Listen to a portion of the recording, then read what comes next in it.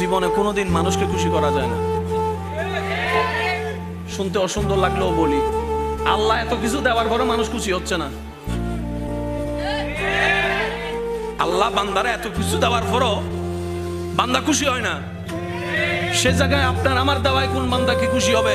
বয়স মতো নিজের ঘরে বই বই নাক বেকি বই যে গুই ঠিক হদ্দা হনে যে বিয়ে না করাইতে। যাদেরকে খুশি করার জন্য আপনি আমি এ পর্যন্ত চেষ্টা করছি, বিশ্বাস করেন তার 10 ভাগের 1 ভাগ পরিশ্রম যদি আল্লাহকে খুশি করার জন্য করতে পারতাম। ওনাকে আইফোন দেওয়ার পরে 2 দিন খুশি থেকে 3য় দিন উনি বলে, আইফোন 15 এনে দিছো, 16 বাজারে আসছে, এখন ওইটা দাও। সন্তানকে এটা দিয়েছেন, আরেক সন্তান মুখ বেজার করে বসে আছে। বড় ভাইয়ের সামনের দোকানটা দিছে, আমারে দিছে ভিতরেরটা। অথচ একটা দোকান কিনতে বর্তমানে 40, 50, 60 লাখ টাকা পর্যন্ত খরচ হয়। এটা তার আর মাথায় নেই যে বাবা ফিরে দিছে।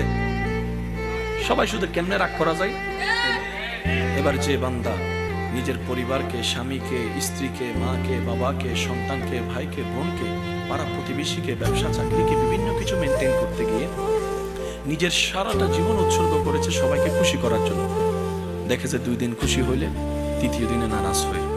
আবার অনেক সময় দেখা যায় ডাইন পক্ষ খুশি হলে বাম পক্ষ নারাজ, বাম পক্ষ খুশি হলে পিছনের পক্ষ নারাজ হয়।